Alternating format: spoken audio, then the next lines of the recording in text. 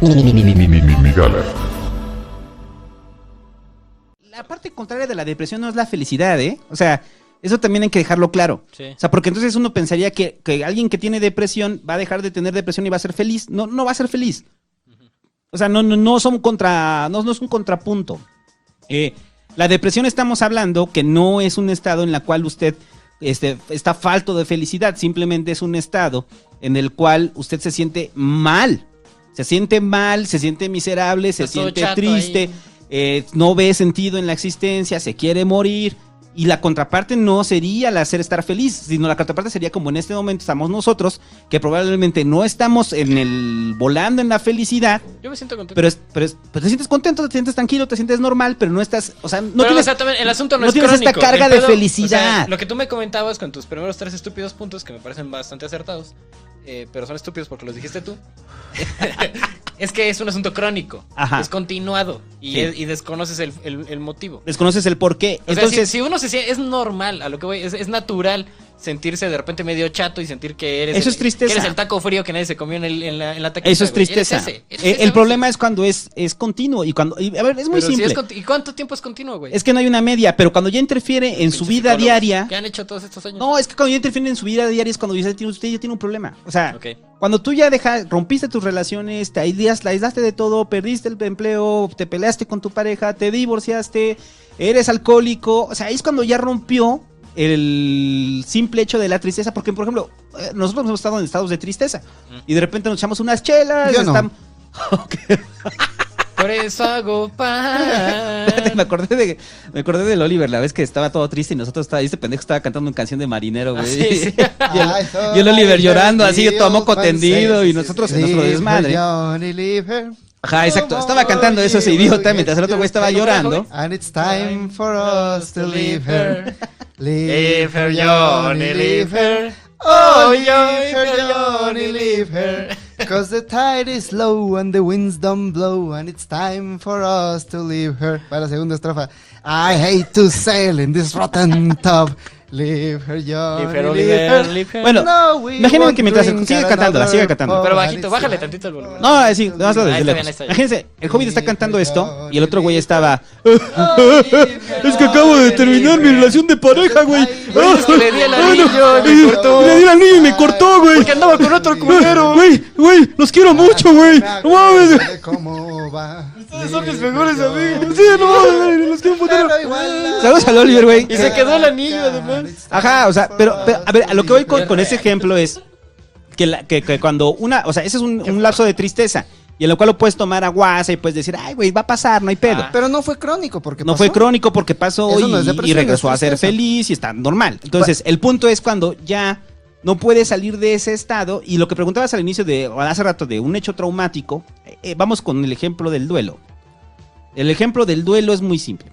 Se muere un familiar cercano, se muere alguien, se muere su pareja, volvió a perder el Cruz Azul, volvió a perder el Cruz Azul, lo abandonan, eso es un duelo que involucra el desprendimiento de un objeto de deseo. Tiene fases y tal, está muy estudiado. Sí, o sea, el duelo está estudiadísimo. Ahora, ¿dónde puede uno documentarse acerca del duelo, Santo? Por favor, cuéntamelo. Lea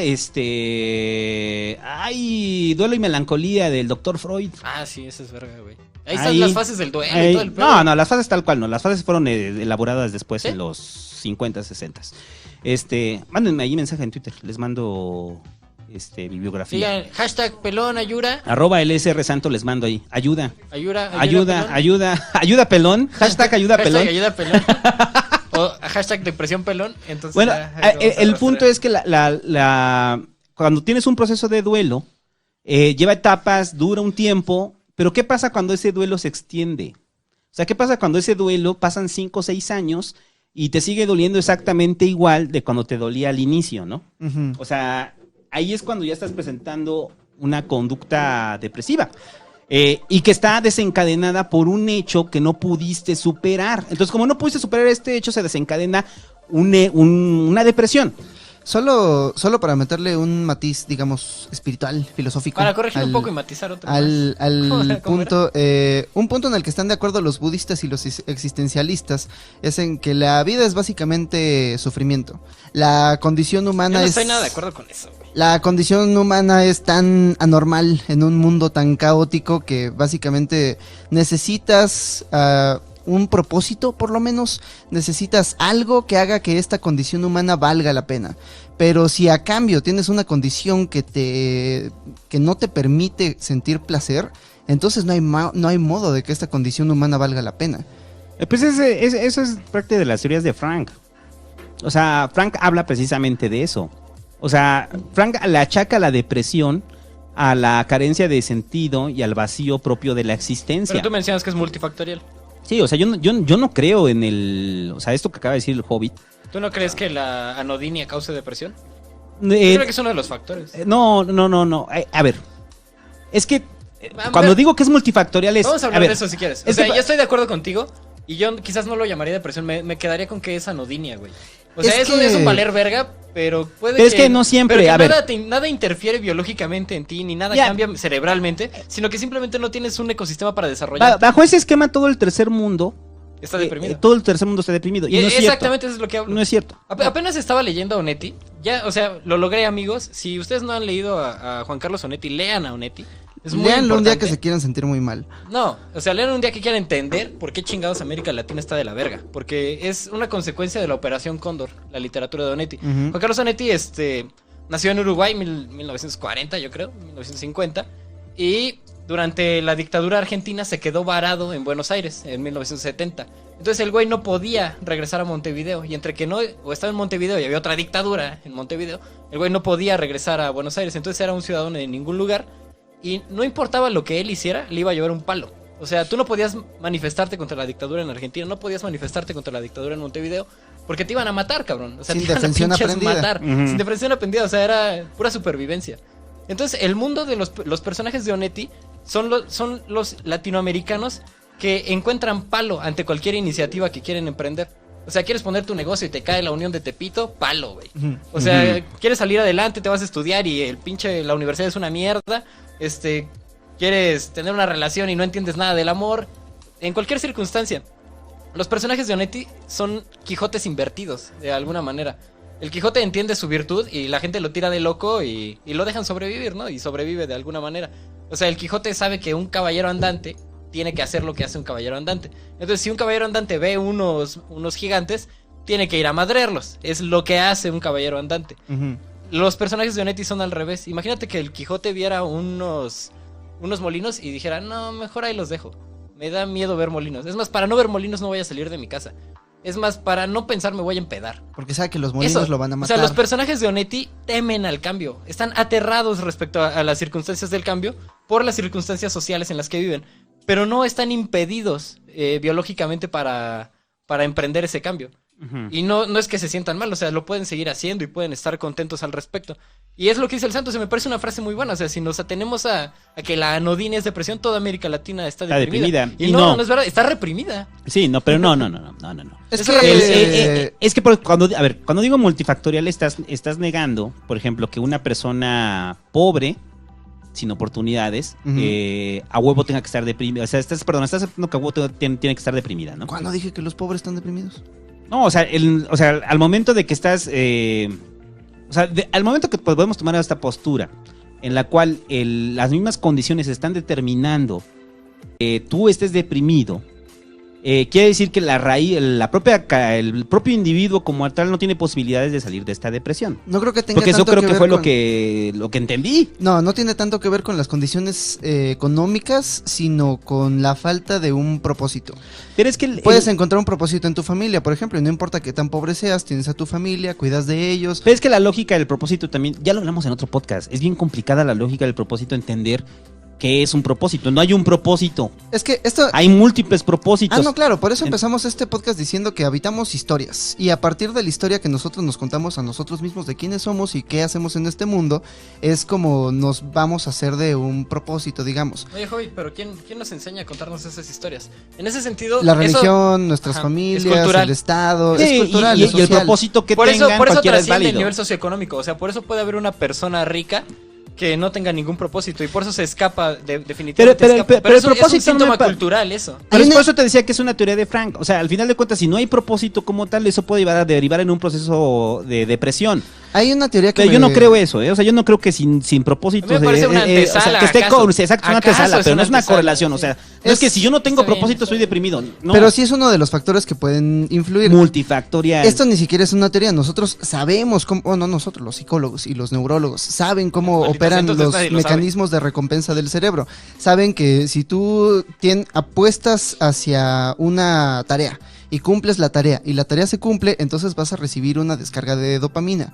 Y si no se cumple, recibes cortisol, pero se cumple después de 3 y entonces la vuelves a recibir.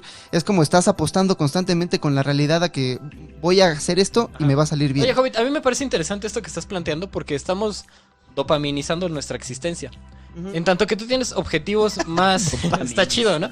Tienes objetivos más ambiciosos, es mucho más difícil que los alcances. Ajá. Quizás por eso como una vida tranquila y sosegada, como menciona Pessoa, sea una vida menos depresiva. Aún así no puedes puedes evitar plantearte objetivos. El deseo en sí mismo... ¿Pero qué objetivos? O sea, objetivos inalcanzables, objetivos capitalistas así bien pendejos. Pero el deseo, pero el deseo no genera... objetivo que sea.